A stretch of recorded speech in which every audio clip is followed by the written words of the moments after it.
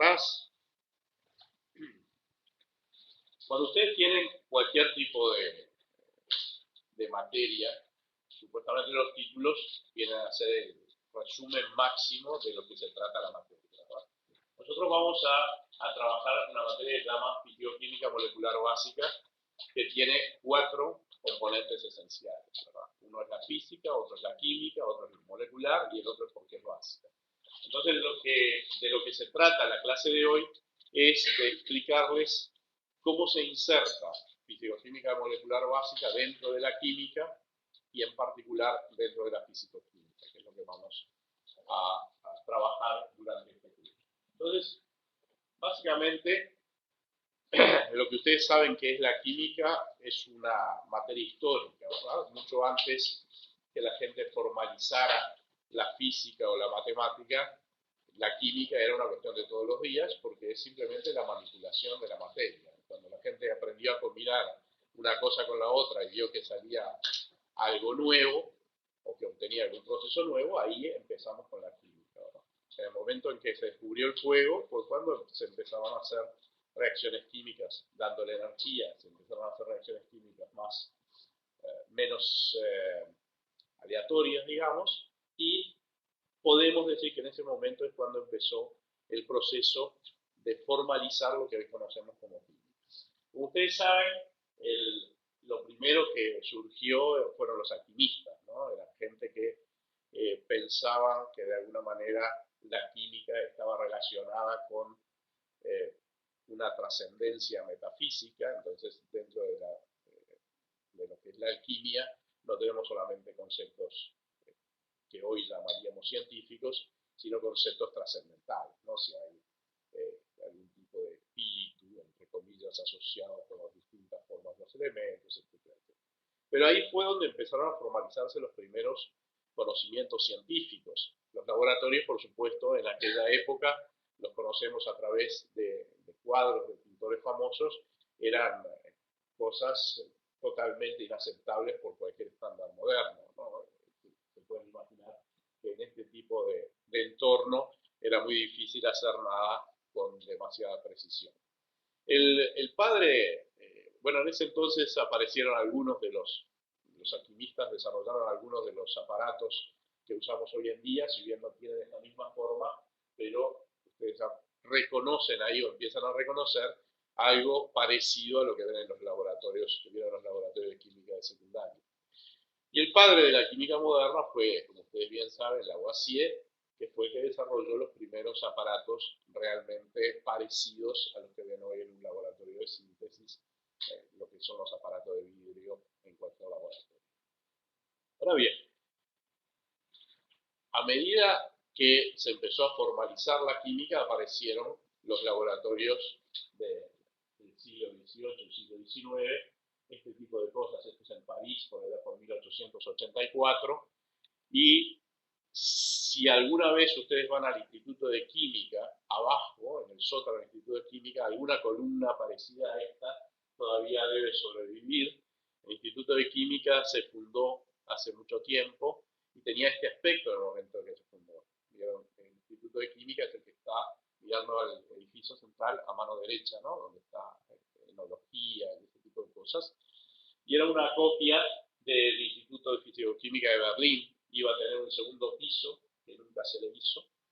Y hoy está bastante derruido, pobrecito, pero siempre hay la intención de llevarlo a ser museo de la química en algún momento.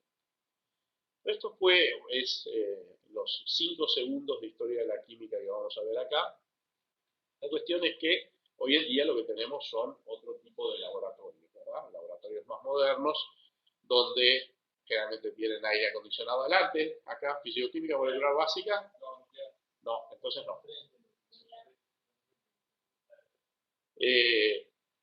Lo que tenemos acá lo que tenemos ahora son laboratorios que están mucho más organizados, que tienen aire acondicionado, campanas para recoger los gases, medidas de seguridad. Realmente en un laboratorio de hoy en día, lo que ustedes ven son algunas funciones básicas que las pueden encontrar, vayan a donde vayan. O sea, lo hacen acá, lo hacen en Alemania, lo hacen en China, para encontrar las mismas cosas. Una de ellas es el aspecto de la seguridad. O sea, los laboratorios, hoy en día, los laboratorios químicos tienen mucho más seguridad que lo que tenían en otros tiempos. De hecho, en secundaria, yo no sé hasta dónde ustedes llegaron a hacer química, porque hoy en día hay tantas cosas que no les permiten hacer en los laboratorios de secundaria que muchas veces la química se reduce a algo muy elemental. Pero en un laboratorio químico de verdad, una de las primeras cosas a las que se hace referencia es a la seguridad. La otra cosa importante en cualquier laboratorio químico es el orden. Las cosas no están en cualquier lado, o no deberían estar en cualquier lado, sino que hay un orden, una sistemática que les permite a ustedes trabajar con comodidad. La otra cosa que aparece normalmente en los laboratorios es la comodidad. Es decir, no es solamente que el laboratorio deba ser seguro, sino que el orden sirve también para que ustedes puedan trabajar confortablemente. Otra cosa que encuentran es la estandarización. Normalmente todos los solventes, todas las soluciones están valoradas y demás, ya las tienen a mano. En general, en un laboratorio común y corriente, no andan preparando todo el tiempo las soluciones, sino que las tienen disponibles. Y la última cosa que normalmente ven es la instrumentación. Es decir, un laboratorio moderno tiene una serie de instrumentos, serán pequeños, serán más grandes, pero no depende solamente de la observación con sus ojos o con sus sentidos, sino en una serie de aparatos. Eso es un laboratorio moderno. Ahora, esto que estamos viendo acá es un laboratorio de química. Los laboratorios de química tienen este tipo de problemas, ¿no? No sé si alguno de ustedes es fanático de Mr. Bean, pero por ejemplo, cuando yo era chico, estas cosas pasaban en los laboratorios de química de secundaria, que siempre había alguno que era un tanto loco y le gustaba mezclar cosas. Y las cosas que podían suceder al mezclar sin saber podían llegar a ser bastante desastrosas. Yo recuerdo que en la secundaria mía alguien había mezclado alguna cosa, había terminado en un material polimérico espumoso que salía por el frasco así, y no había encontrado nada mejor que hacer que guardarlo en un estante. Entonces todo el estante se había llenado de ese complejo polimérico. Había pasado algo más o menos como esto.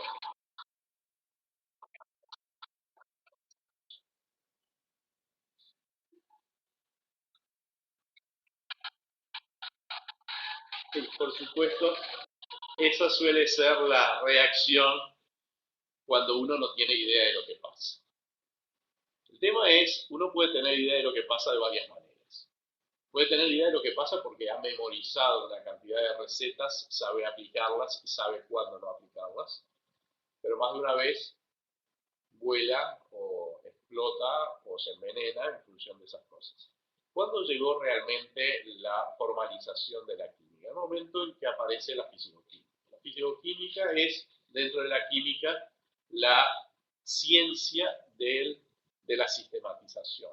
Es la que da los fundamentos para poder entender cuantitativamente la química. Si uno tuviera que definir la fisicoquímica, esta definición que tienen ustedes acá es bastante comprensiva. Obviamente es una materia de estudio, lo que estudia son las bases físicas de los fenómenos relativos a la composición y estructura de la materia y sus transformaciones. Entonces, ahí fundamentalmente lo que ustedes establecen es que la fisicoquímica sirve para entender la química desde un punto de vista cuantitativo.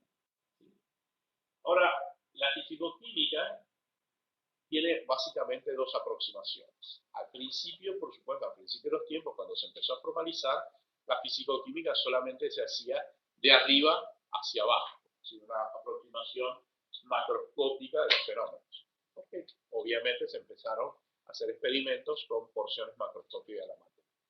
Una vez que se aceptó la hipótesis molecular, y que no hace tantísimo tiempo de eso,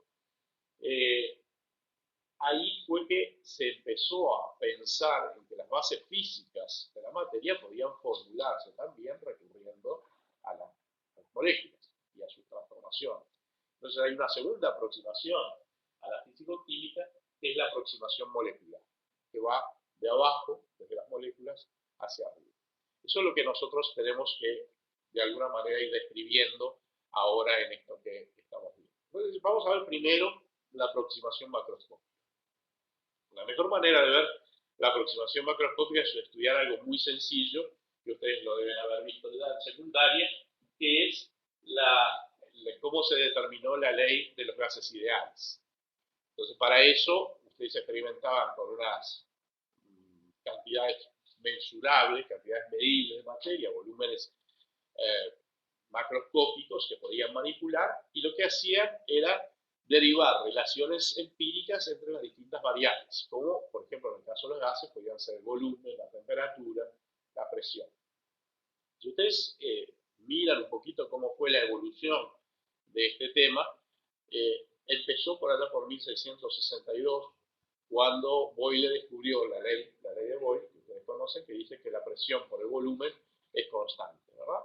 Y pasaron, fíjense la cantidad de años que pasaron, hasta 1776, hasta que alguien se dio cuenta que eso era cierto siempre y cuando la temperatura fuera constante, que fue Mariot. Fíjense que no era una cosa, hoy estamos acostumbrados a que de un año para el otro nos cambian prácticamente todos los libros de texto, ¿no? En aquel momento la cosa no era así, estábamos recién empezando y se necesitaban muchos años para poder extender un poco las aplicaciones. Ahora, ¿qué pasa con esta ley tal como está planteada ahí, con los dos componentes? Esa ley no explica por qué pasan las cosas, simplemente dice que las cosas pasan. Y a mí me interesa que entiendan en general algo de la ciencia, que es, nosotros en ciencia, ya sea física, química, biología, lo que sea, no estamos interesados en decir qué son las cosas. No nos preguntamos qué es un electrón, qué es un campo de fuerzas, qué es una mesa. Lo que realmente nos preguntamos es cómo podemos poner ese objeto en interacción con otros objetos que llamamos aparatos de medida a través de determinadas leyes físicas. ¿Sí? Cuando yo miro esa silla y digo veo una silla, lo que estoy haciendo es comparar el objeto que estoy viendo con una serie de categorías que tengo en mi cerebro a través de mi aprendizaje y mi experiencia que me permiten culminar con el hecho de que, bueno, en ese objeto que está ahí, yo me puedo sentar. Por lo tanto, lo puedo catalogar como silla. Por supuesto, ustedes se pueden complicar y decir, bueno, tengo un tronquito de árbol, eso es una silla.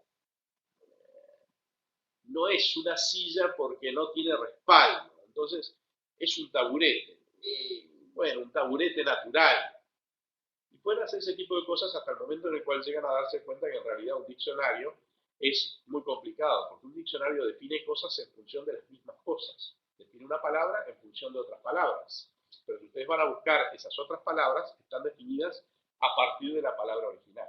Es una serie de definiciones redundantes.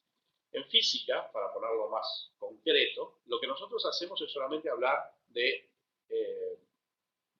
medidas. ¿Sí? Vamos a hacer un experimento. ¿Cómo te llamas? Pablo, vení. Pablo. Sacate toda la ropa. No, perdón. Eso es otro experimento. Mirá a la gente de allá. ¿Vos qué ves? Ves personas. Vamos a suponer ahora que tu aparato de medida, el único aparato de medida que tú tenés es la vista. ¿Sí? O sea, tú no lo podés ni escuchar, ni sentir el aroma de los perfumes, nada, ni tocar, nada. Solamente podés verlos. ¿Sí? Entonces, tú los mirás y los ves. ¿Y qué decís? Que existen, que están. ¿Verdad? Bien. Ahora mira para el otro lado. Y ahora mi pregunta es, ¿existen o no? ¿Por qué? O sea, vos sabés que existían. Yo lo que te pregunto es si existen.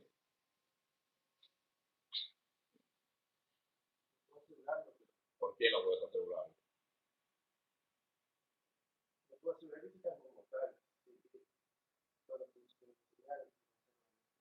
Pero vos no lo podés usar. No lo podés usar porque el único aparato de medida que vos tenés es tu vista. Y tu vista ahora está dirigida hacia otro lado. Entonces tú no los ves. Ahora date vuelta de nuevo. Ahí están. Entonces, ¿cuáles son las dos hipótesis compatibles con el experimento que vos hiciste? Que siempre estuvieron. Exactamente. Y no están cuando vos no los mirás. ¿De acuerdo?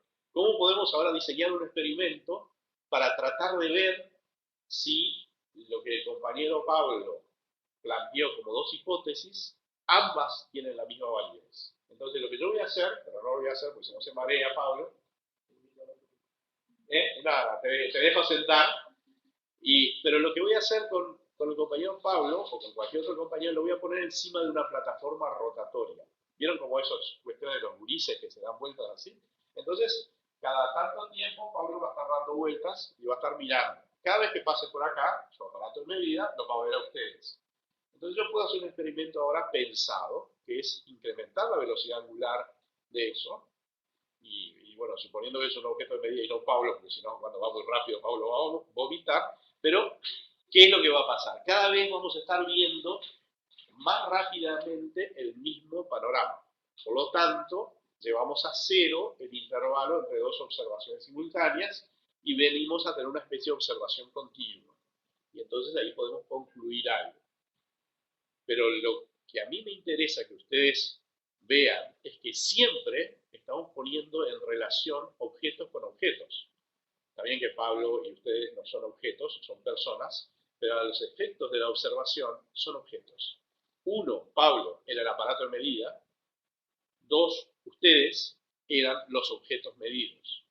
Y lo que se utilizó para medir, la propiedad física utilizada para medir, fue la vista. ¿Ok? Cualquier otro experimento que ustedes puedan plantear, vamos a estar haciendo ese mismo tipo de cosas. No vamos a estar explicando el por qué, sino apenas vamos a tener una serie de medidas que nos van a permitir describir los objetos y generar otra serie de cosas que lo vamos a ver después. Bueno, acuérdense que en el 76 entonces habían formulado que la temperatura tenía que ser constante. En el 83, este otro señor, Charles, que era un tipo que le gustaba los globos aerostáticos, descubrió esta fórmula que está acá. Descubrió que el volumen de los gases podía expresarse en una función lineal de la temperatura, donde básicamente teníamos una constante que multiplicaba la temperatura menos algo, y el 273 que está ahí, ustedes ya saben lo que es, ¿verdad? El cero absoluto 273.15. Entonces, poniendo esas cosas todas juntas, fue que en 1811 Avogadro, y se conoció eso por Cannizzaro en 1860, formularon lo que hoy conocemos como la ley de los gases, que PV igual nRT.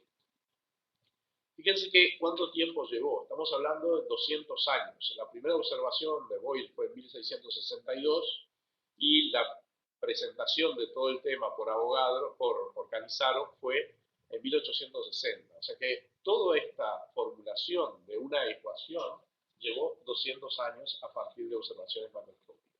Hoy hacemos las cosas un poquito más rápido, ¿verdad? Pero en toda esa observación que nosotros vimos hasta ahí, lo que no ha habido en ningún momento, no hemos hablado de moléculas, no hemos hablado de moléculas de ningún gas, ni hemos hablado de un gas en particular. Simplemente dijimos un gas que se comporta de una forma ideal. Bien. Si nosotros miramos las cosas desde el punto de vista molecular, lo que sabemos es un poco diferente. ¿Qué es lo que pasa si yo tengo, es decir, de dónde viene la presión?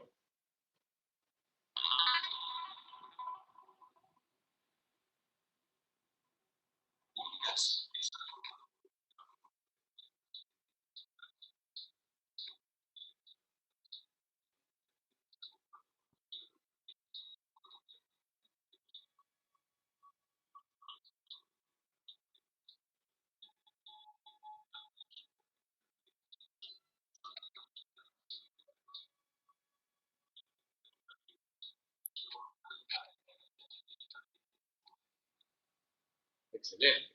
Quiere decir que nosotros ahora, desde el punto de vista molecular, explicamos por qué existe la presión, ¿sí? Porque las moléculas tienen determinadas velocidades, chocan contra las paredes de los recipientes y por lo tanto producen una presión. Es muy engañoso que ustedes piensen así, porque ese por qué lo único que hizo fue corrernos el arco. ¿Por qué hay presión? Porque las moléculas que tienen una determinada velocidad media chocan contra las paredes. Bien, muy bien. Entonces ahora les pregunto, ¿por qué las moléculas tienen una velocidad media? ¿Por qué las moléculas tienen velocidad? Es decir, los porqués se van yendo hacia atrás. Lo que hacemos en ciencia, en particular en las ciencias moleculares, es tratar de llevar las preguntas a un nivel donde las podemos explicar empleando teorías físico-matemáticas simples sobre el comportamiento de las moléculas. Pero no estamos contestando el porqué último del universo ni nada por el estilo. Muy bien. Entonces, ¿qué es lo que tenemos en el modelo clásico macroscópico? Tenemos que hacemos experimentos sobre cantidades medibles de materia y con eso determinamos unas ciertas leyes. En la fisicoquímica molecular, por el contrario, en lugar de ir de arriba para abajo, vamos de abajo para arriba. Decimos, existen las moléculas tienen interacciones entre sí y esas interacciones son las que me producen, una vez que aplico las leyes físicas correspondientes, son las que me producen los fenómenos observables.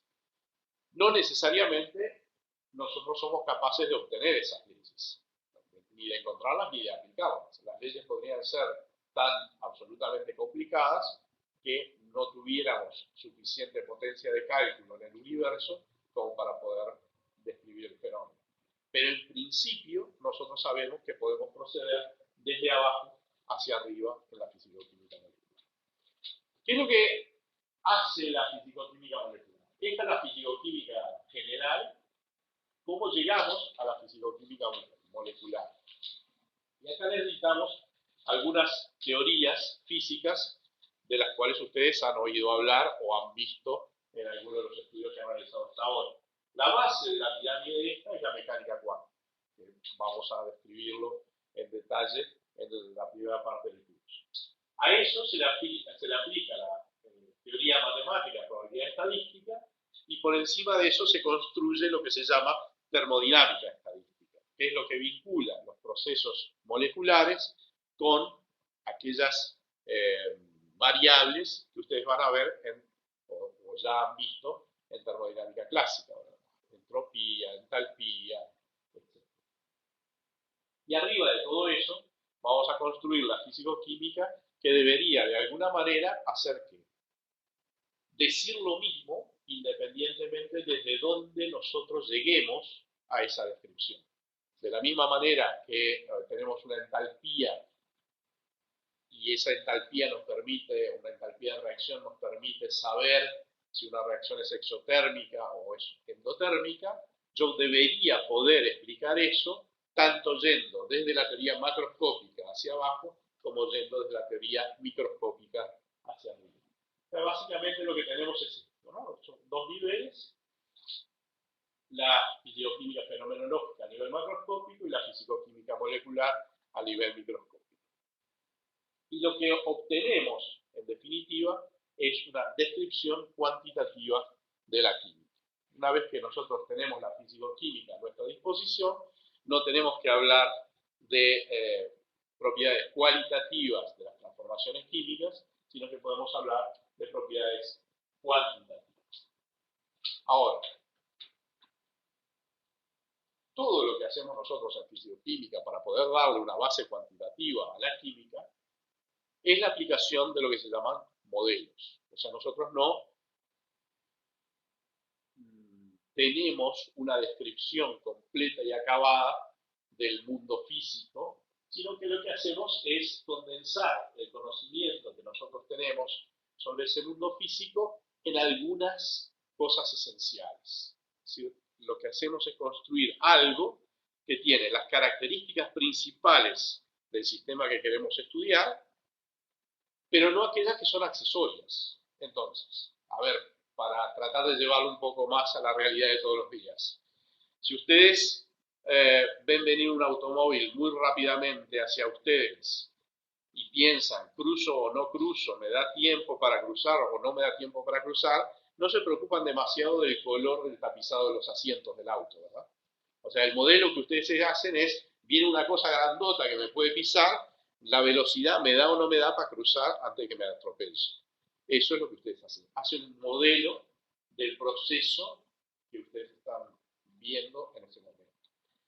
Cuando nosotros estamos trabajando en ciencia, en lugar de trabajar, de estar cruzando la calle, lo que hacemos es tratar de emplear ciertas generalizaciones de las condiciones experimentales. O sea, hacemos experimentos y esos experimentos nos llevan, en definitiva, a unas ciertas hipótesis. Cuando los experimentos una y otra vez confirman esa hipótesis, entonces decimos que tenemos una ley. Y las leyes son válidas hasta tanto no se demuestre lo contrario, ¿verdad?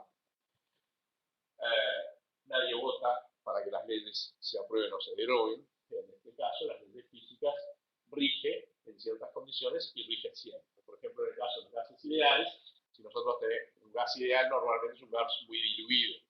Entonces no hay interacciones entre las partículas que perturbaciones modifiquen esencialmente el comportamiento del gas, sino que lo podemos describir bien con la ley de los gases ideales. Si tenemos perturbaciones importantes, entonces tenemos que utilizar otro tipo de ecuaciones. Ustedes deben haber escuchado hablar en química general probablemente de la ley de Van der Waals, que es una modificación de los gases, de la ley de los gases ideales, para tener en cuenta las interacciones.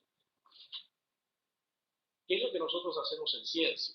Nosotros normalmente lo que hacemos no es verificar, sino falsificar.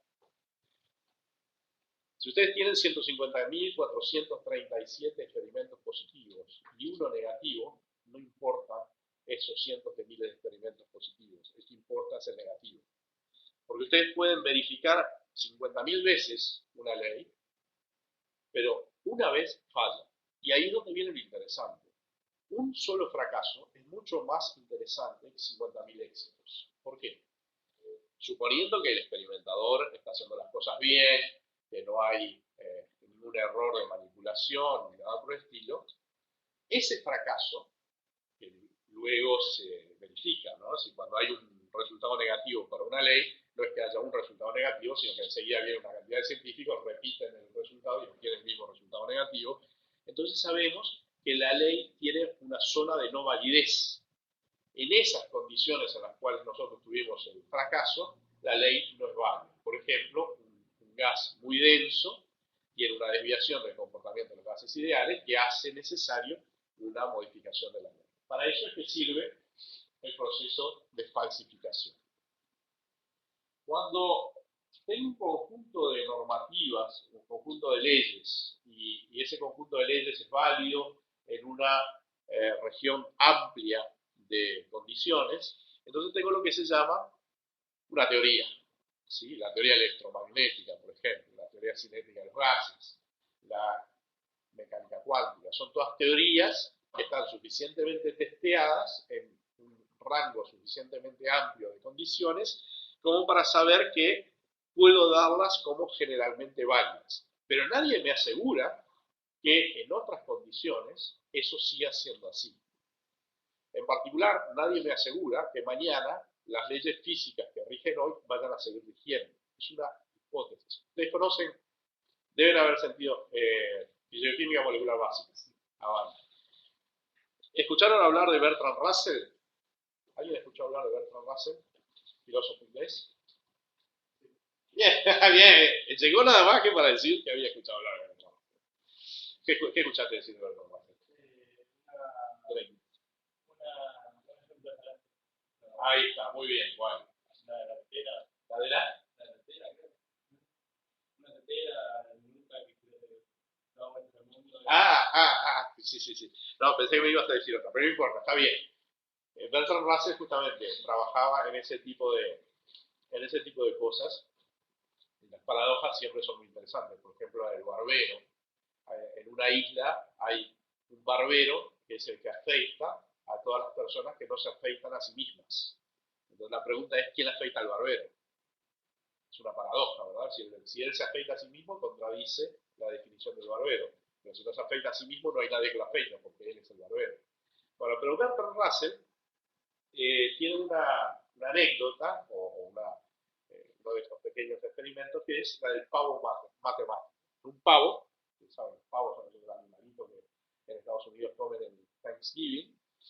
Y el pavo matemático este era un señor, un pavo, pero que había estudiado matemáticas. Entonces, lo que el pavo hacía era todos los días registraba en el corral de él, ahí en la tierra, la cantidad de comida que le daban. Y había encontrado que había una correlación, pasaban los días y la cantidad de comida iba en aumento. Entonces había llegado a determinar que iba a ser un pavo muy gordito en una serie de días. El problema es que esa extrapolación llegó un día en el que no le dieron más de comer, porque lo que hicieron fue le cortaron la cabeza para comérsela en Thanksgiving. Y ese es el problema que tenemos siempre con las teorías. Nosotros pensamos que todo va a seguir evolucionando de la misma manera en la cual viene evolucionando, pero eso no es necesariamente cierto. Nadie dice que mañana, por ejemplo, la ley de gravedad va a seguir rigiendo. Nosotros pensamos que sí, pero quizás no. Así que hay que tenerlo en cuenta.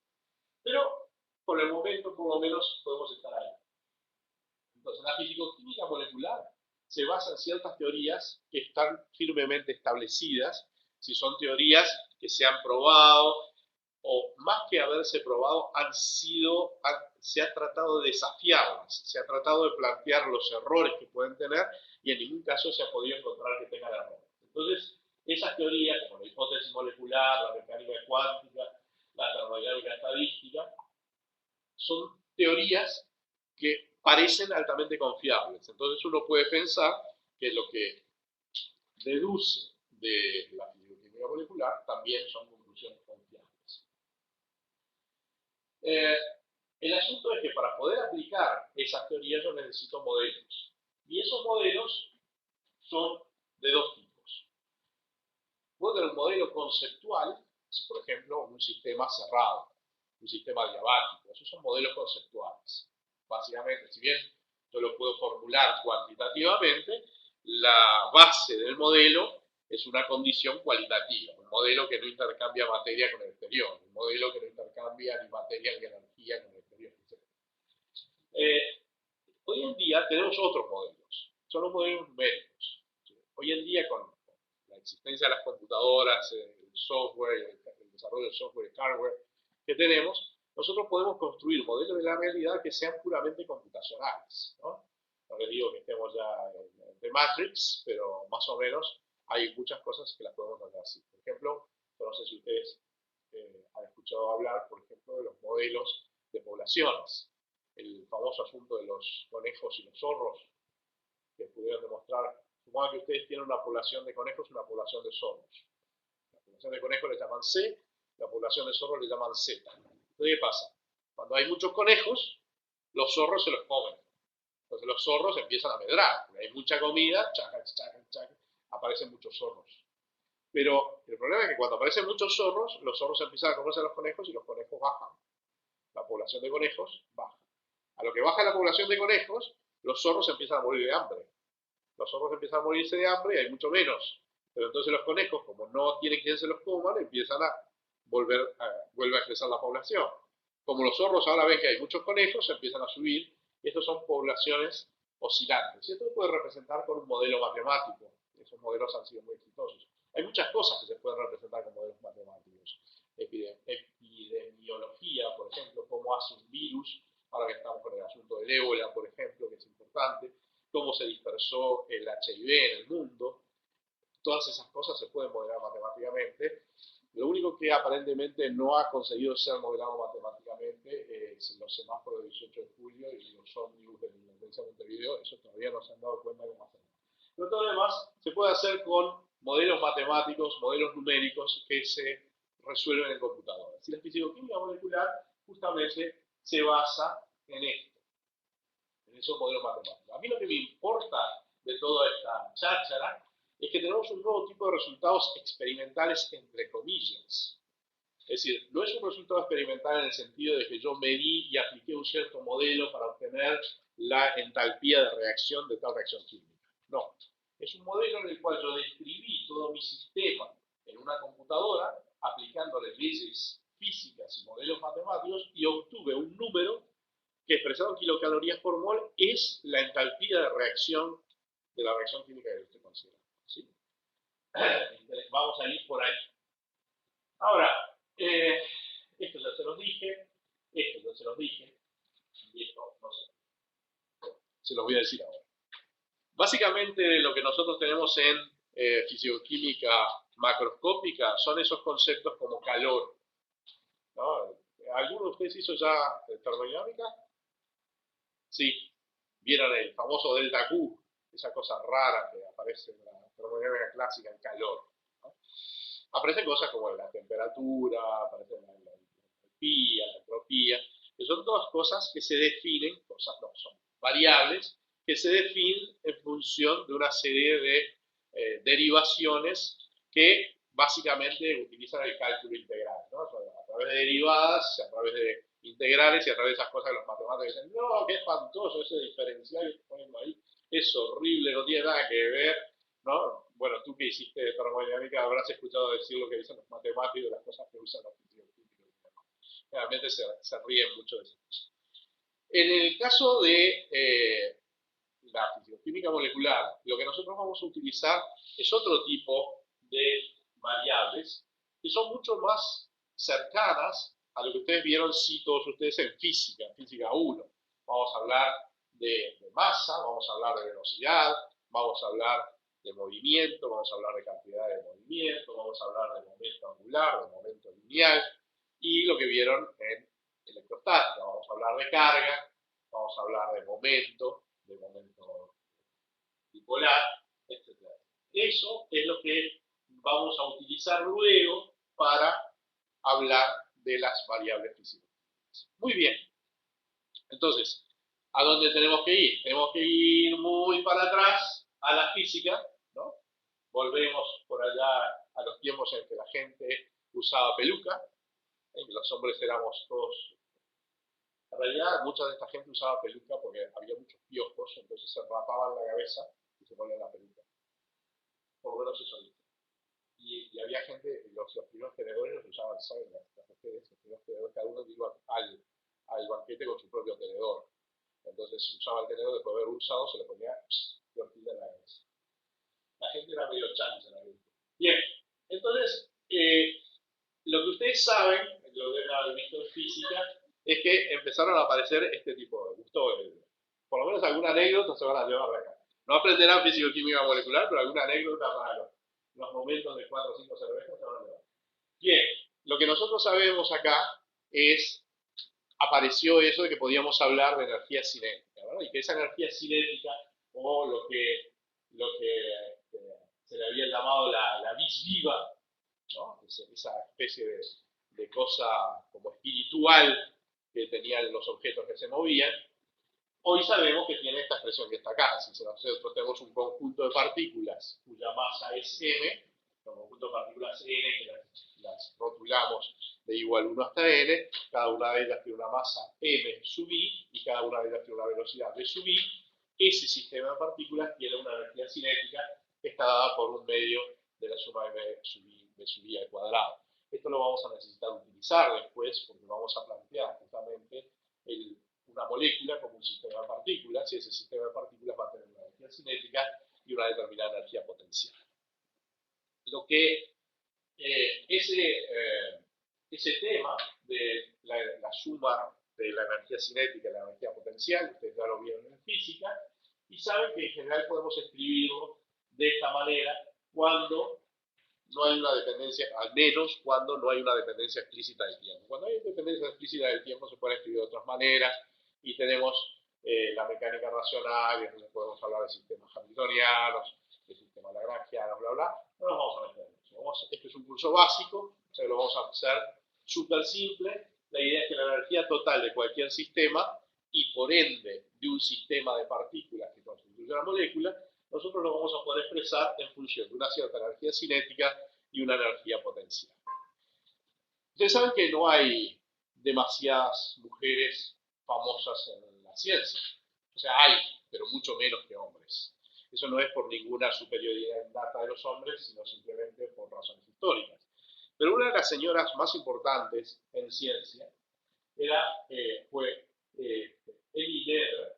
Era una señora, una matemática en realidad, que planteó un teorema que ustedes lo tienen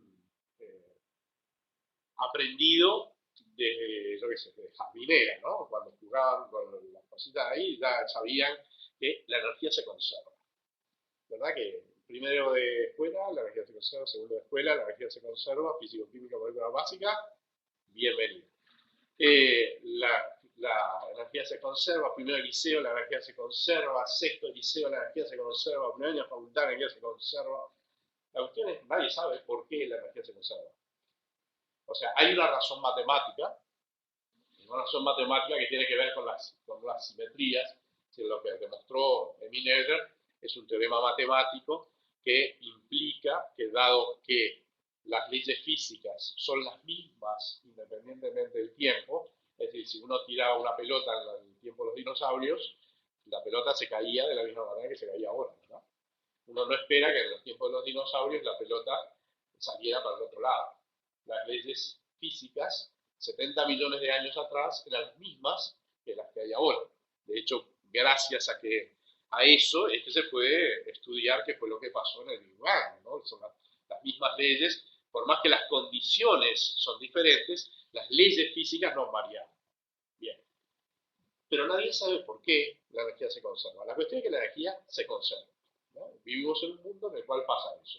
Podríamos vivir en un mundo en el cual la energía no se conservara y entonces las cosas serían mucho más entretenidas de lo que son ahora. Pero vivimos en este y nos tenemos que adaptar a lo que tenemos.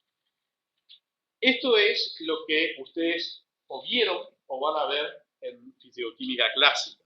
Fisicoquímica clásica, lo que aparece son magnitudes que se expresan de esta manera, con una delta, que quiere decir diferencial. Esto que está acá es calor, esto que está acá es energía interna, esto que está acá es trabajo. Y lo que básicamente dicen estas leyes es que la energía de un sistema se transforma, se transfiere básicamente de dos maneras. O bien hace algún tipo de trabajo, o se hace algún tipo de trabajo sobre el sistema, o bien se libera o se adquiere en forma de calor, ¿verdad? Todos ustedes saben, por ejemplo, que una herramienta, cuando utilizan una herramienta, esa herramienta produce calor, ¿no? Cuando están haciendo con un taladro, por ejemplo, están haciendo un agujero, la mecha se calienta. Esto es fisicoquímica clásica. En general, lo que ustedes saben es que el trabajo se puede relacionar de alguna manera con la presión y el volumen, que es lo que siempre se hace, es el famoso ejemplo del pistón, cuando ustedes tienen un gas, entonces lo comprimen, y entonces el gas trata de su volumen de expandirse, etcétera, etcétera. Eso lo van a ver en fisicoquímica. Simplemente saber que el trabajo está relacionado con eso. Y el calor está relacionado con una magnitud que se llama temperatura y con otra magnitud que en fisicoquímica clásica se llama entropía. Vamos a hablar después sobre la entropía de la presión y del volumen, no les tengo que hablar porque ya lo conocen. Lo que es un trabajo ya lo vieron también. Calor saben lo que es, o por lo menos tienen una idea de que está relacionado con la temperatura, porque se quema. Y lo demás lo vamos a ver en el curso. Entonces, ¿qué es lo que vamos a hacer? Vamos a saltar ahora de lo que era la fisicoquímica en general, vamos a saltar a la fisicoquímica molecular. Y para entrar en la fisicoquímica molecular, el primer tema que tenemos que ver es el de la energía. Y hay dos conceptos que son centrales en el uso de la fisicoquímica molecular, y uno es la energía y el otro es la entropía. Ustedes ya vieron en química general, hablaron de mecánica cuántica, ¿verdad? Por lo menos superficialmente tienen una idea de que la energía en el mundo molecular no es una energía continua, sino que es una energía que va a saltos. El mundo microscópico, lo que nosotros tenemos es una cuantización de los fenómenos y eso nos produce ciertas observaciones diferentes a las cuales estamos nosotros acostumbrados en el mundo real. Ustedes si ven venir un auto, como hablábamos hoy, ¿no? El mismo auto ese que ustedes no le observaron el tapizado, no esperan que el auto venga avanzando a saltitos, ¿verdad? El auto viene avanzando, rodando, no viene tipo canguro saltando cada tanto tiempo. Pero si fuera cuántico, el auto lo que haría sería saltar, porque los estados de energía no son todos accesibles, sino que solamente algunos de ellos son accesibles, la energía está cuantizada. Cuando yo empecé a estudiar y a explicar mecánica cuántica hace mucho tiempo, era difícil explicar qué era la cuantización. Hoy en día es muy fácil. Si ustedes miran cualquier tipo de pantalla, cualquier tipo de monitor, ¿qué es lo que ven? La pantalla está como. ¿Qué es lo que ven? Si la miran de cerca, ¿qué ven? Píxeles, ¿no? Ven píxeles. La pantalla está pixelada. Entonces supongo que yo tengo, por decir algo, este verdecito acá, ¿no? O esta rayita negra acá, y me empiezo a acercar, me empiezo a mirar de cerca. ¿Qué es lo que voy a ver? Voy a ver píxeles en algún determinado momento. Pero yo sé que eso, en el gran esquema de las cosas, o sea, mirado de lejos, son píxeles de la barrita. Ahora, cuando yo estoy viendo justo un píxel que está en el borde de la barrita y un píxel que está en el verde de afuera de la barrita, la pregunta del millón es, ¿qué es lo que hay entre el píxel que está en la barrita y el píxel que está fuera de la barrita? No se puede contestar. No hay barrita, pero tampoco hay no barrita, porque es una región en la cual los píxeles no están, porque simplemente ustedes tienen una pantalla que está cuantizada. Es una pregunta rara y no es para hacer discriminación de nadie. ¿Alguien cree en Dios? 1, 2, 3, 4. Sin faltar el respeto a nadie, pregunto justamente porque a veces hay personas que toman estas cosas como si fuera una blasfemia y yo no quiero blasfemar, pero yo creo que efectivamente vivimos en un universo donde hay mucho más de lo que nosotros conocemos y que indudablemente no es una cosa sencilla. Entonces normalmente lo que yo digo es que Dios, cuando creó el universo, estoy simplificando, no estoy diciendo que el universo lo creó Dios, cuando Dios creó el universo andaba con poca plata. Entonces en lugar de crear un universo continuo, lo que creó fue un universo con agujeros. Y si uno va suficientemente abajo, lo que ve es que en realidad el universo está pixelado. Y eso es la mecánica cuántica. Lo mismo que una pantalla pixelada, y lo que nosotros tenemos, lo vamos a ver cuando estudiamos la mecánica cuántica, las partículas elementales. Es decir, tenemos propiedades que no son continuas. ¿Por qué no son continuas? Bueno, porque no son continuas. No existe ningún porqué en eso. De la misma manera que después ustedes van a preguntar qué es el electrón, yo voy a decir, nadie les puede decir qué es el electrón. ¿De acuerdo? Muy bien. Esto que está acá, que es una cosa que todavía no la vimos, pero que ustedes ya la saben probablemente de química general, es las energías del sistema, como una molécula tiene una cierta energía de traslación, que es continua, es una energía cinética, pero luego internamente tiene unas ciertas energías internas, electrónica, vibracional, rotacional, que son todas energías que están cuantizadas. No todos los niveles de energía son aceptables, no todos los valores de energía son aceptables, sino solamente en ciertos puntos. Ahí vamos a terminar, en esa misma gráfica vamos a terminar. Entonces, hablando de energía, ustedes lo que sí saben de física es que pueden estudiar sistemas, como este por ejemplo, y pueden graficar qué es lo que pasa en función de ese movimiento, ¿no? Entonces, bueno, lo que ven ahí es un movimiento sinusoidal del peso de ese acme, acuérdense del correcamino. Eso que estamos viendo ahí, es un modelo que vamos a utilizar para las energías de las moléculas. ¿Sí? Ese peso que está ahí, nosotros podemos, este modelo que está acá arriba, nosotros podemos hacer lo mismo si vemos lo que es una molécula diatómica. ¿Qué es lo que hace una molécula diatómica? La molécula diatómica, bueno, la molécula diatómica esta no hace nada, aparentemente. Haga. Bueno, no quiere hacer nada. Lo que hace la molécula diatómica es lo mismo que hace el peso. La molécula diatómica vibra de esta forma. ¿Sí? Hace exactamente lo mismo que hace el peso. Entonces nosotros podemos ahí aplicar un modelo de la mecánica clásica a un modelo, a una molécula que en principio no va a estar dentro de la mecánica clásica.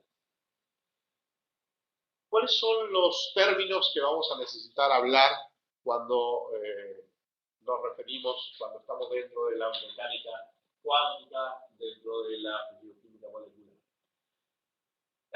Nosotros vamos a tener que cada configuración de partículas tiene una cierta energía asociada, no necesariamente dos configuraciones distintas de partículas tienen diferente energía.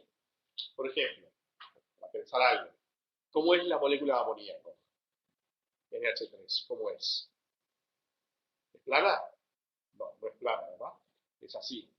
O sea, es como una especie de paraguas. Pero bueno, pero esta molécula en principio puede tener si yo la miro así, esta molécula puede tener los 3 hidrógenos para este lado o los 3 hidrógenos para el otro lado. ¿Cómo pasamos de una pirámide a la otra pirámide? A través de una conformación que es absolutamente plana, donde los 3 hidrógenos rodean al nitrógeno. ¿Sí?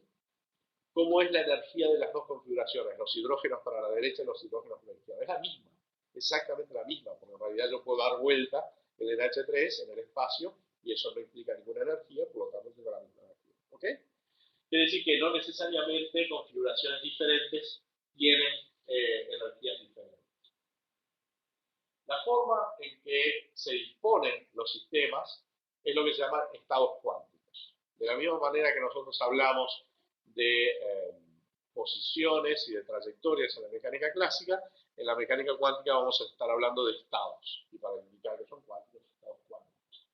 Y esos distintos estados se van a clasificar, como ustedes ya saben, de química general, por ciertos números cuánticos, que son los que les permiten después, por ejemplo, tener los orbitales en los átomos, ¿no? El número cuántico principal. Pero cualquier sistema que sea no continuo tiene números cuánticos. De eso vamos a hablar en este curso.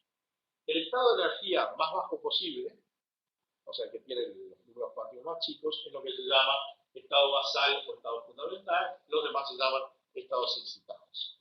Y si hay estados que son diferentes, pero que tienen la misma energía, a esos estados se llaman estados degenerados. Y las energías posibles para estos estados fundamentales excitados son los que se llaman niveles de energía. Esto es nomenclatura, esta es la nomenclatura que vamos a estar empleando normalmente en el curso y por eso es bueno saberlo presente. Esto es un ejemplo hecho con pelotitas de qué estamos hablando. Esto que tengo acá son 3 estados diferentes, estado E1, perdón, estado 1, estado 2, estado 3, y cada uno de estos estados tiene un número de partículas determinado, pero esas partículas están en diferentes niveles de energía. Cada una de esas tablitas significa un nivel de energía. Entonces acá tenemos 2 partículas que están en esta energía, 3 en esta, 2 en esta, 1 en esta, 1 en esta, y acá diferente. La energía de este estado es diferente de la energía de este estado, es diferente de la energía de este estado. Entonces tenemos estado, energía del estado, niveles de energía. ¿Sí? Aquel de estos que sea el más bajo será el estado basal y los demás van a ser los estados excitados. Todo eso, muy bien. Ahora, nosotros sabemos de nuestra experiencia práctica que hay más en el mundo, como decía Shakespeare, ¿no? En el mundo hay más que tu sabiduría, Horacio. Bueno, aquí tenemos lo mismo. La energía no termina de explicar todos los fenómenos que nosotros tenemos. En particular, este fenómeno. Si yo tomo una pelota de goma y la suelto, la pelota empieza a rebotar hasta que queda parada, ¿verdad? Pero si ustedes miran, en lugar de mirar el sistema de la pelota exclusivamente, miran el sistema pelota-tierra, como ustedes saben que la energía se conserva, en realidad el sistema pelota-tierra tiene siempre la misma energía. Porque la energía que perdió la pelota la agarró la Tierra. Claro, la Tierra no se movió, ¿verdad? Porque la pelota no hizo que se moviera la Tierra. Pero la Tierra adquirió una energía infinitesimal debido a que la pelotita perdió esa misma energía infinitesimal. Asumamos que no existe el aire, pero en principio es eso. Quiere decir que este punto acá y este punto acá tienen la misma energía. Pero hay algo que hace que las cosas vayan para un lado y no para el otro lado. Yo tengo, a ver, vamos a ver esto que está acá, vamos a ver esto que está acá. Esto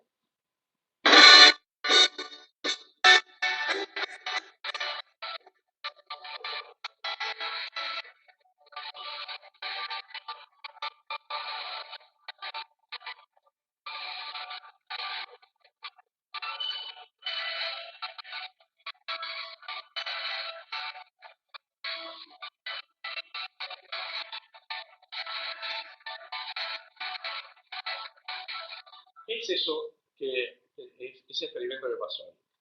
Eso es la visión molecular de un gas. Si yo tengo un globo con gas conectado a un carrito que lo estoy apretando así del otro lado, tengo un globo desinflado, si abro los dedos, el gas pasa de este globo al otro globo hasta que los dos globos están en equilibrio, ¿verdad? La presión de los dos lados es igual. Eso está expresado acá con pelotas.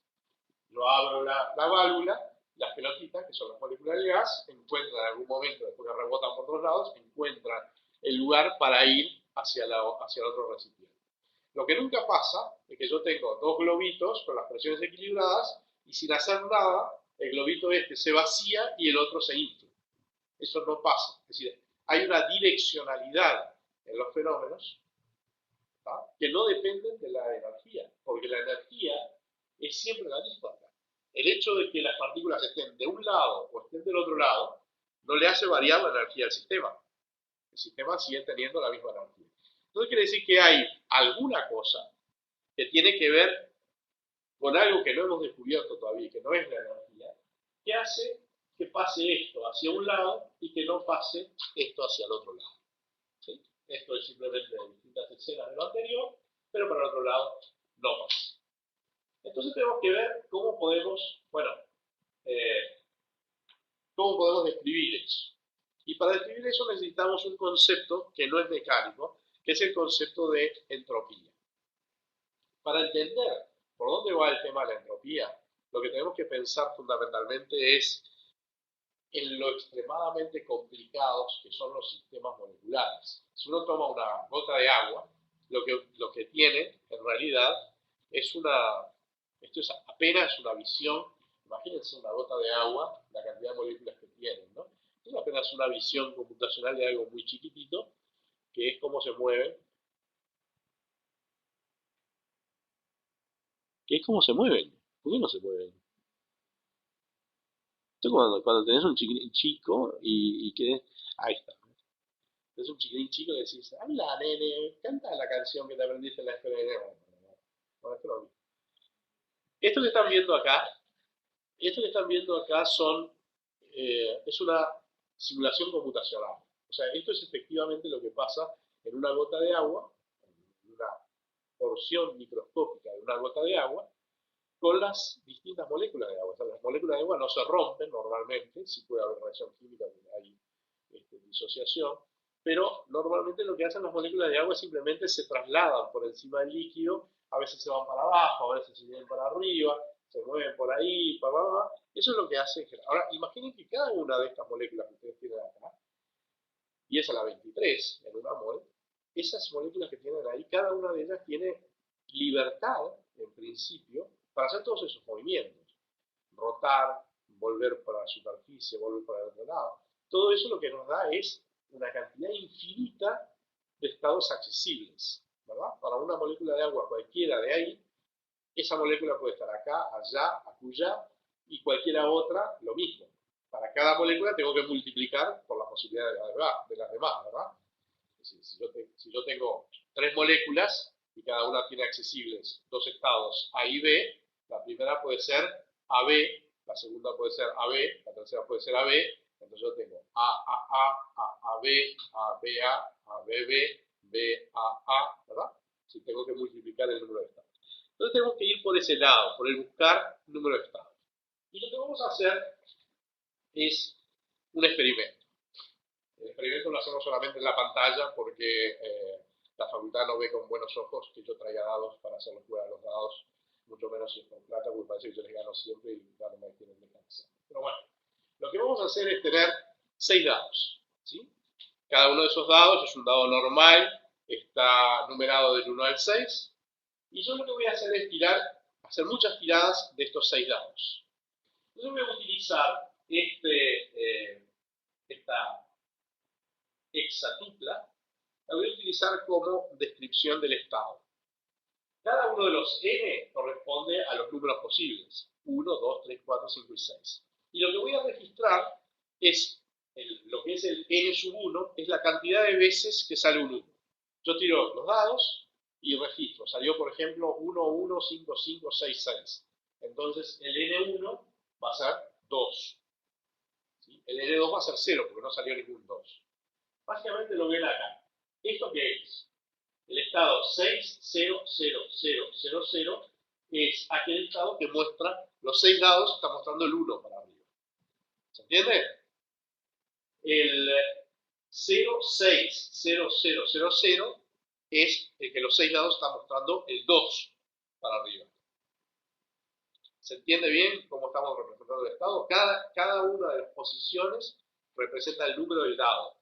Y el número en particular puede ir desde 0 hasta 6, dependiendo de lo que se haya mostrado. Por ejemplo, este 420000 quiere decir, salieron 4 unos y salieron 2 2. Y en este que está acá salió un 1, un 2, un 3, un 4, un 5 y un 6. Acá salió 4 veces el 1, una vez el 2 y una vez el 3. ¿Se entendió? Bueno, entonces ahora lo que yo puedo hacer es contar cuántas veces salen cada uno de ellos. ¿Cuántas veces puede salir la configuración que tiene los unos, los 6 unos mirando para arriba? Lo tienen ahí, o sea que no sabemos, porque lo dice ahí, dice 1. ¿Por qué es 1? Porque no hay ninguna otra manera que yo pueda pensar en ver 6 unos mirando para arriba, ¿verdad? Tienen que ser los 6 dados, tienen que estar mirando para arriba. O sea que solamente puede haber una configuración que tenga los 6 unos. Lo mismo que solamente puede haber una que tenga los 6 2, una que tenga los 6 3, una que tenga los 6 4, una que tenga los 6 5 y una que tenga los 6 6. Ahora, una configuración como esta, donde haya 5 unos y un 2, ¿cuántas veces puede ocurrir? 5 de los dados van a tener el 1 y uno va a tener el 2. Pero este puede ser el dado azul, el dado rojo, el dado verde, el dado magenta, el dado cian o el dado blanco, el dado negro. Es decir, que hay 6 posibilidades diferentes de combinar 5 unos y un 2. ¿Se entendió? ¿Nadie tiene dudas de eso? Cosas como esta, 4, 1, 1, acá hay 30 posibilidades. Y cosas como estas, donde se ve un 1, un 2, un 3, un 4, un 5, un 6, sale 720 veces. Quiere decir que si ustedes juegan a los dados, no le apuesten al doble 2 o al doble 2 y el doble 7. Apuéstenle a que va a salir el 1, 2, 3, 4, 5, 6. Porque la probabilidad de que salga esto es 720 veces más grande de que le salgan 6. ¿Sí? Esto es pura probabilidad. Y la forma de calcular esto es muy sencilla. O sea, la cantidad de configuraciones es el número total, el factorial del número total, dividido el factorial de cada uno de ellos. Si ustedes hacen las cuentas, lo van a hacer en los ejercicios, van a ver que lo que aparece acá es exactamente el número este que aparece acá. Por ejemplo, en el caso este, lo que ustedes obtienen es factorial de 6 dividido factorial de 1, factorial de 1, factorial de 1, factorial de 1. Entonces, factorial de 6, que es 720. ¿De acuerdo? En el caso este que está acá, ustedes tendrían factorial de 6 dividido factorial de 4 dividido factorial de 2. Factorial de 6 dividido factorial de 4 es 6 por 5, 30, dividido 2, 15. ¿De acuerdo? Aquí esta fórmula que está acá, les da lo mismo que está acá. Hasta ahí vamos bien. ¿Se entendió? Tenemos los estados, ¿sí? Tenemos el número de configuraciones accesible a cada uno de los estados. Fíjense que nosotros acá no hemos definido energía, pero está claro que todos estos estados tienen la misma energía si yo la defino como algo que tiene que ver con las configuraciones de números. Yo no la definí la energía, pero la podría definir de esa manera. Entonces yo podría decir, este estado y este estado tienen diferente energía. O no, porque todos en realidad son los mismos dados puestos sobre la misma mesa a la misma altura. Así que acá hay algo que tiene que ver no con la energía de los estados, sino con la probabilidad. ¿Sí? Y por ese lado es donde vamos, bueno, esto que está acá es escrito lo mismo que estuve diciendo yo hasta ahora. O sea que todo esto no necesitamos volverlo a ver. Entonces, ¿cómo podemos mirar eso si en lugar de tomar dados, que es lo que vimos hasta ahora, tomamos moléculas? Supongan que en lugar de tener las 5 o 6 moléculas que tenía antes, que eran todas del mismo color, yo ahora lo que tengo son moléculas marcadas con diferente color.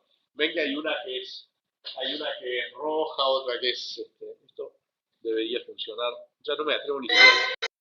Algunos funcionan. Lo único que estoy haciendo ahí es abrir la válvula y dejar pasar una de distinto color. Lo voy a cortar porque es aburrido verlo todo. Ustedes si quieren lo ven. Ahí pasa el azul. Una. Ahora pasa la verde. Ahora pasa la verde. Dos. Etcétera, etcétera. O sea, esto lo único que hace es decirlas. En lugar de tener dados, tengo moléculas. Las moléculas son de distinta categoría, ¿tá? Y las pinté, y entonces voy a pasar. Voy a ver cuántas veces hay 3 moléculas de un lado y una del otro. Bueno, tengo la azul, la verde, la magenta y la amarilla. ¿Sí? Es lo mismo exactamente que los dados. Entonces, vamos a ver ahora cómo podemos medir algo de eso. ¿Qué es lo que yo sé? Yo sé que si tengo dos sistemas diferentes, ¿sí? La entropía se suma. Esa entropía que nosotros no sabemos lo que es, que está definida como algo que tiene que ver con el estado de las moléculas, nosotros sabemos que la entropía de dos sistemas se suma. ¿Por qué sabemos eso? Porque si yo tengo un sistema en menos infinito y otro sistema en más infinito, no tiene interacción entre sí. Entonces, la entropía de los dos sistemas infinitamente separados necesariamente va a ser la entropía de uno más la entropía del otro. Pero la probabilidad de los dos sucesos independientes no se suma, se multiplica. ¿Por qué? Porque si yo tengo un dado que tiene accesibles dos estados, A y B, y otro que tiene accesibles dos estados, A y B, lo que me termina resultando son 4 posibilidades, 2 por 2. Es decir, las configuraciones se multiplican. La configuración de esto simplemente es la misma cosa, simplemente expresado en matemáticas. La configuración de esto me termina siendo la configuración de dos sistemas 2 más 2 es la configuración de 2 más la configuración de 2. Noten que esto no es la configuración de 4. ¿Sí? Es la configuración de dos sistemas, yo los puedo tener muy alejados, pero son dos sistemas, cada uno con dos átomos. Entonces, si yo digo la entropía, esa cosa que yo no conozco, que de alguna manera direcciona la energía, la voy a poner como una función del número de estados accesibles. Y si eso es así, como yo sé que la entropía se suma y las configuraciones se multiplican, la única función que me permite hacer eso es que la entropía sea proporcional al logaritmo de las configuraciones. Y ahí es donde aparece entonces el famoso logaritmo, la teoría de la información, que nos dice que la entropía está relacionada de alguna manera con, voy a decir una cosa que está mal dicha, pero la voy a corregir inmediatamente, la entropía está relacionada con el desorden. No es desorden lo que nosotros estamos viendo. Lo que nosotros estamos viendo es la cantidad de configuraciones accesibles que tiene cada estado. Cuanto más configuraciones accesibles tenga un estado, entonces mayor dispersión de lo que yo puedo observar hay. Para pensarlo con un modelo alternativo. Supongan que ustedes tienen, lo que nos pasa a todos, usamos medias de distintos colores, ¿verdad? Entonces, las tienen todas en un mismo cajón. Ustedes meten la mano, la probabilidad de que saquen dos medias del mismo color es nula. Sobre todo después que las lavaron alguna vez. Las lavadoras se comen las medias, ¿saben? Todos ustedes que conocen esa parte de la biología de las lavadoras, se comen las medias. Bueno, estamos haciendo lo mismo. Cuanto más estados accesibles haya, en este caso, cuanto más medias de distintos colores y diseños yo tenga, la probabilidad de que lo que saco sea distinto de lo que ya saqué es mayor. Y ahí es donde viene la entropía. Ahí es donde viene la entropía. La relación entre estas cosas que yo tengo acá.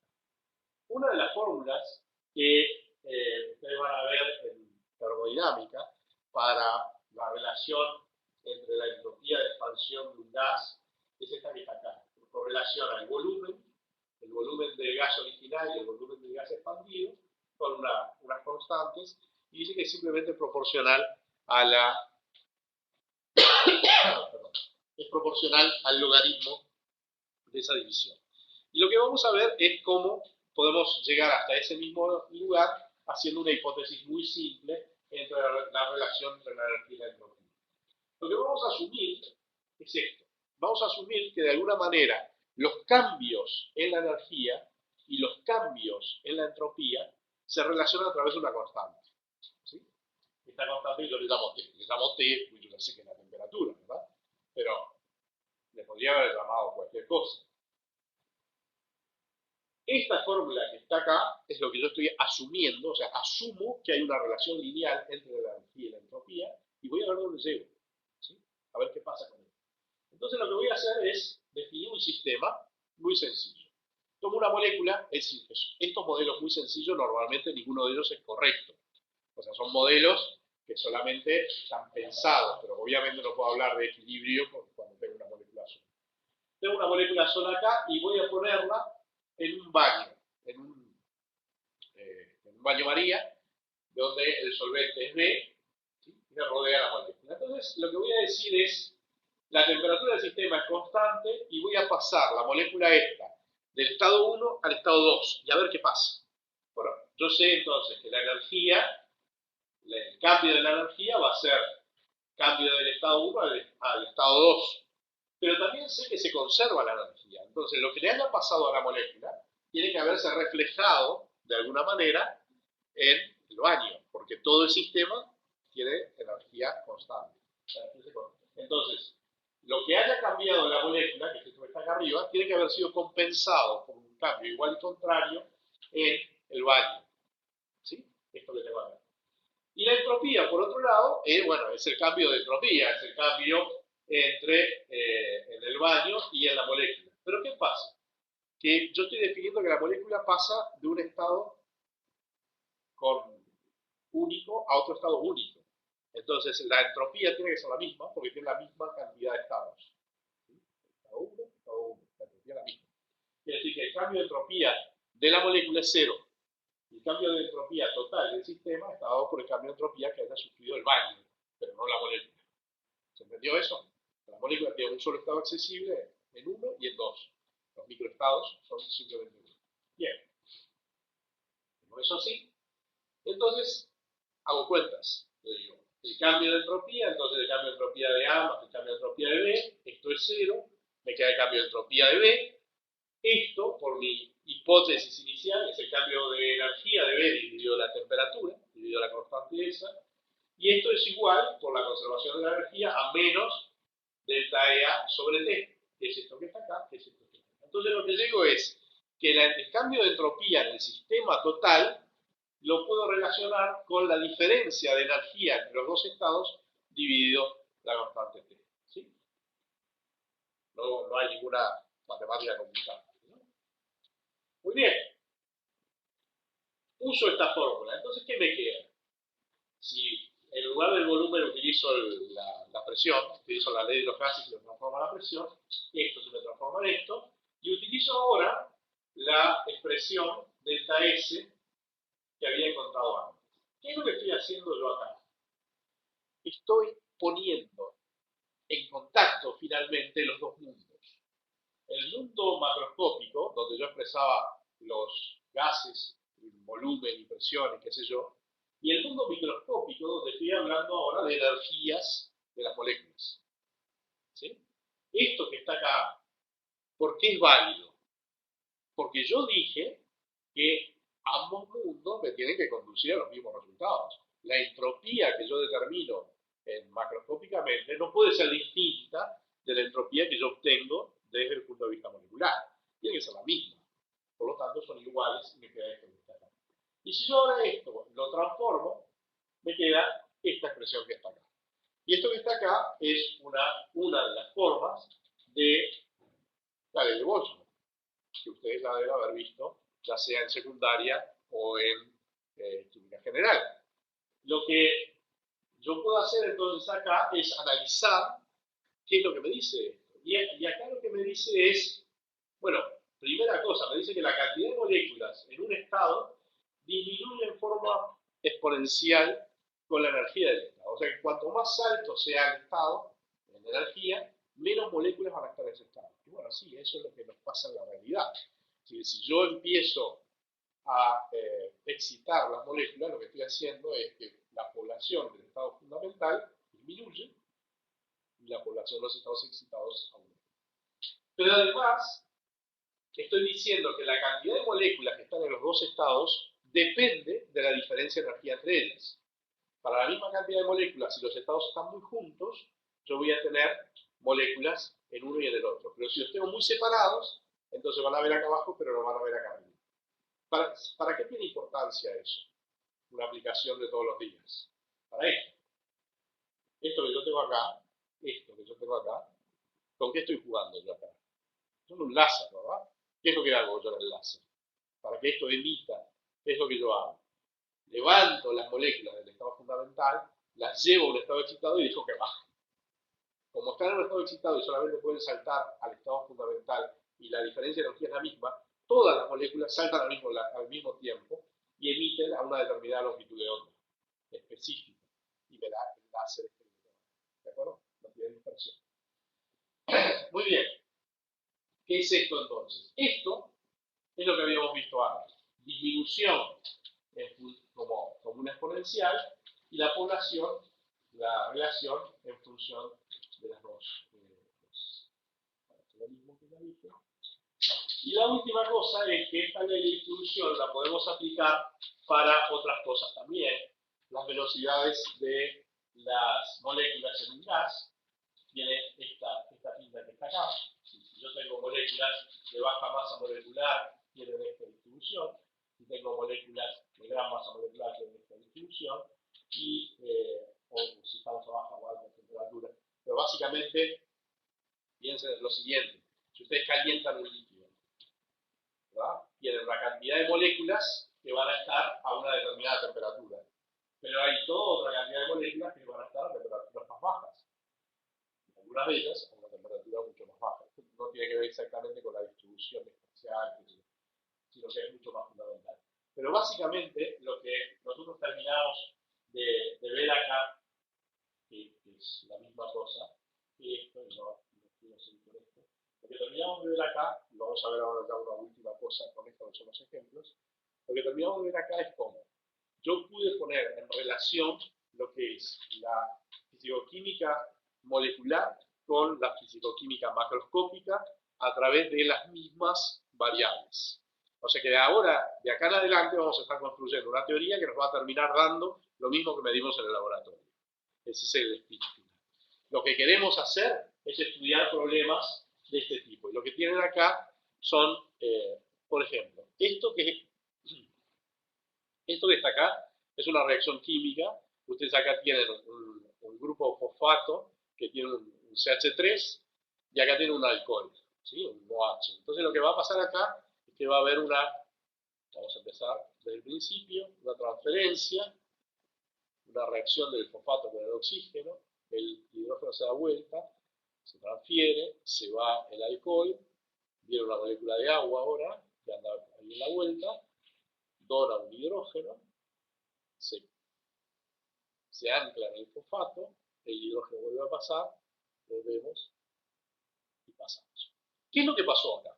Ustedes empezaron desde una molécula donde había un metilo, ¿sí? Y terminaron con una molécula en la cual ese metilo ya no está en el fosfato, se fue y generaron a partir de agua un alcohol. Esto que está acá es una representación gráfica de un camino de reacción para una molécula pequeña. A esto es lo que nosotros queremos llegar como primer paso en lo que se llama química cuántica, la aplicación de estos modelos a los procesos físico-químicos elementales, las reacciones más sencillas posibles. Además de esto, nosotros podemos ver, por ejemplo, qué es lo que pasa en disoluciones. Sodium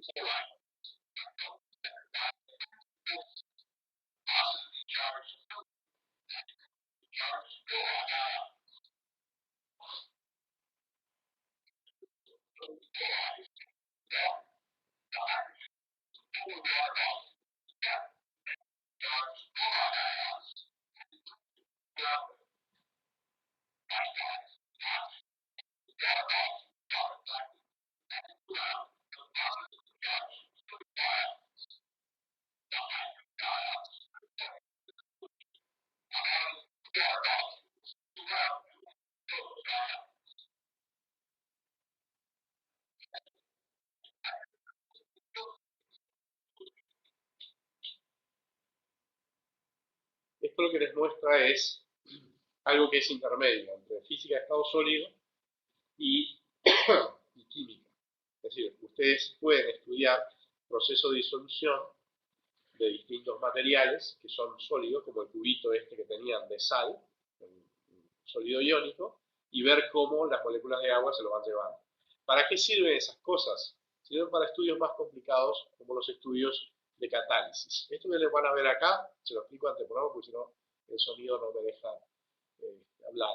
Esto es lo que se llama la reacción de Fischer-Tropsch, y básicamente es la producción de alcanos con un catalizador metálico. Entonces lo que van a ver es moléculas de agua, moléculas de CO y cómo se empieza a formar los hidrocarburos. ¿Sí? Observen, todo esto que estamos haciendo acá son cálculos. O sea, esto está calculado y después representado gráficamente para estudiar cómo son las reacciones químicas. Vamos a verlo. This animation shows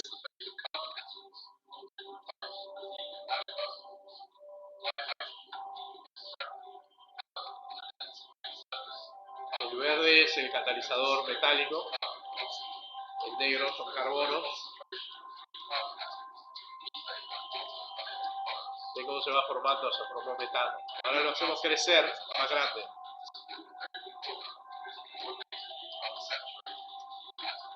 Y ahí se va formando el hidrocarburo.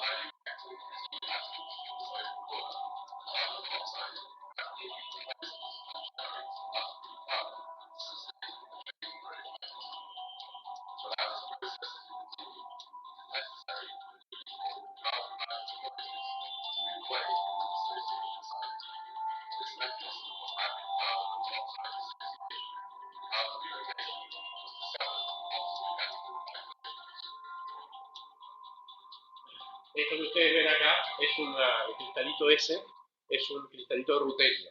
Entonces sobre ese cristal de rutenio se van produciendo las reacciones químicas. Eso también se puede calcular con lo que estamos aprendiendo vamos a aprender en este curso.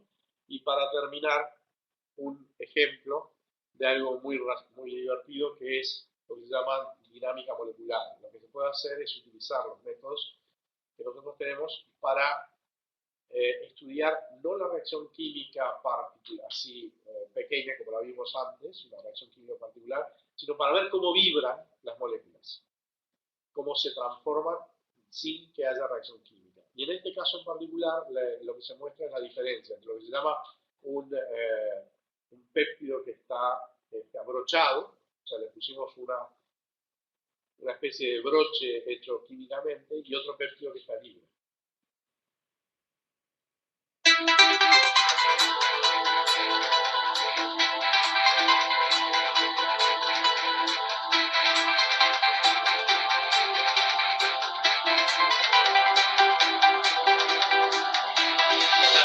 Son los autores del trabajo.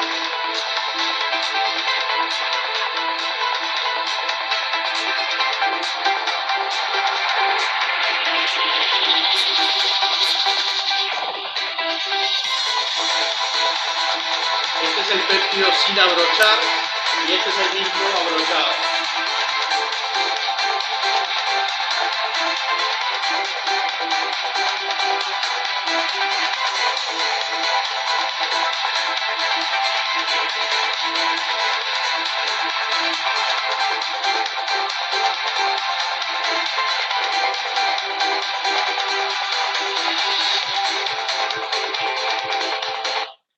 Lo que se hace, esto que está acá, después lo vamos a ver, cada uno de estos es un átomo, ¿sí? O sea, estos son los modelos moleculares corrientes. Pero cuando uno tiene péptidos, lo que normalmente emplea son unas representaciones gráficas que indican dónde hay alfa hélices y dónde hay beta sheets. Entonces, si ustedes lo miran acá, el ejemplo este lo que muestra es que cuando tienen el péptido sin abrochar, inmediatamente, cuando le dan temperatura, el péptido se desarma. Ven que acá desapareció completamente el alfa hélice, no existe. En cambio, cuando lo tienen abrochado, el péptido se mantiene. Para hacer este cálculo, lo que se hace es correr durante muchísimo tiempo, muchísimo a nivel microscópico. En realidad, estos son nanosegundos, como mucho microsegundos. Pero, ¿para qué sirve esto? Sirve para estudiar proteínas y ver cuándo las proteínas se,